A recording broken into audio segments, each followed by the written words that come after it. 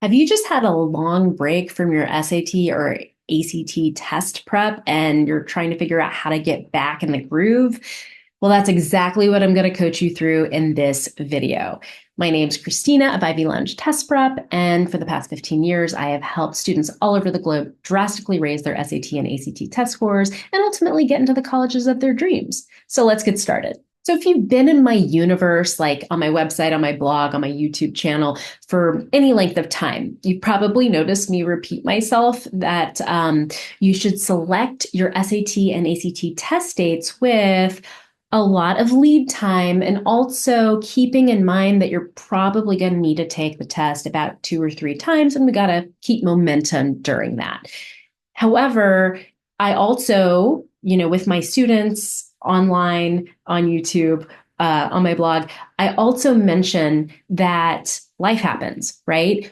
Test prep has to work with your life, not against it. What that means is sometimes you have to take a break from prepping for the digital SAT or for the ACT before you then dive back in again.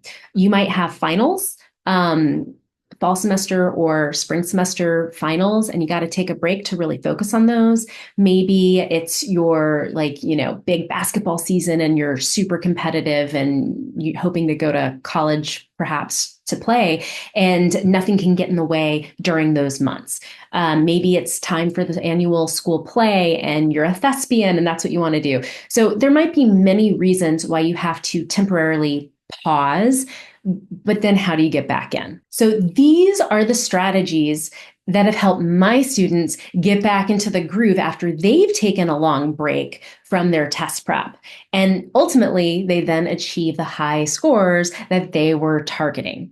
So the first thing you're going to do, you are going to restart your SAT or ACT test prep with a mock test. So while you were taking this break, while you were gone at camp for 2 months, whatever it is, chances are some things probably stuck, but I'm sure some things did not stick, right, in your brain. So we need to do like another diagnostic, but like a mock test, time test from a real official past ACT or one of the Blue Book practice tests you haven't done before. So we can just see what you're still getting right and what information you have lost. Now, number 2 is try not to be so hard on yourself if you didn't score so high. So the odds are very good that if you kind of have not been doing test prep for a little while and then you all of a sudden jump back in, like I've totally seen students drop, say, 3 ACT composite points or like 100 SAT points when they restart. So don't get down on yourself, right? Because here's the kicker is that if you have learned something before, then it will take you less time to relearn it, right? But also when you then relearn it, this time it likely will stick in your brain. So don't beat yourself up too much if you don't score as high as you did before you took the break. So again, if you're just tuning in, I'm Kristina from Ivy Lounge Test Prep, and I have a quick question for you before I continue, and that is, by any chance, have you taken a break from test prep and your score is now lower after, like when you restart, than when you left off? And if so, let me know how much you dipped, because I bet you can get it back. So just write it in the comments below. I just would love to see where everyone is. And while you're at it, just like this video and also subscribe to my channel, because then every week when I upload a new video on like the SAT, the ACT, college application essays, or just the college process in general, you'll be the first to know. Okay, so the third thing you're going to do is you're going to catch up on your test prep by doubling it at first. This is not a forever thing. So spend maybe the next 2, possibly up to 4 weeks doing twice what you were doing before you took your hiatus. Okay, so if you met with your tutor once before, maybe for a couple of weeks you want to meet with her twice a week.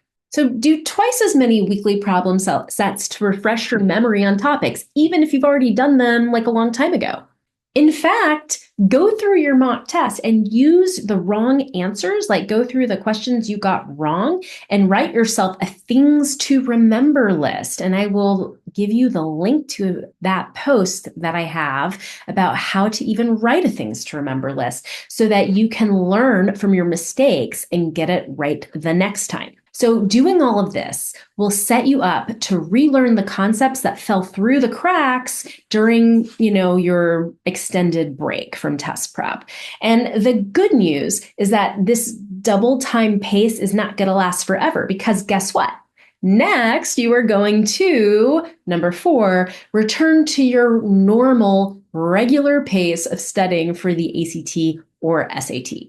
So once you're back in the rhythm and closer to being up to speed with the concepts and strategies that you've forgotten, then you're going to dial your intensity back down to a sustainable speed that you were running before you took your break. So this will allow you to keep up your momentum while making sure that you have the endurance to last through test day. And now we're on for our 5th and final item. And now, the big question is, how many mock tests should you do the month before your next real SAT or ACT test? Okay, so it's impossible to overstate how much taking practice and mock tests can boost your score. So that's why, like on my blog, I've written so much about mock tests. That's why I make my own students do them very strategically at a certain rhythm leading up to test day.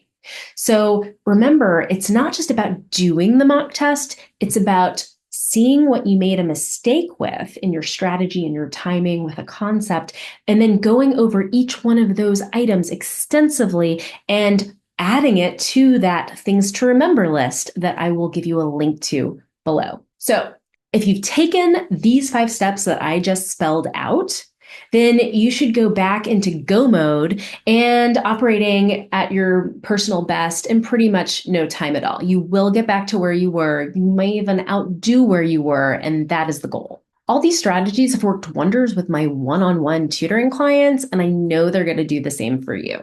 So if you need any help, like my one-on-one help, then you can contact me from my website. I'll include the link. And if you're more of a lone wolf study on your own type person, then I will include the links because I've got many courses and ebooks for the ACT and the SAT. So I wish you the best of luck. Let me know how it goes.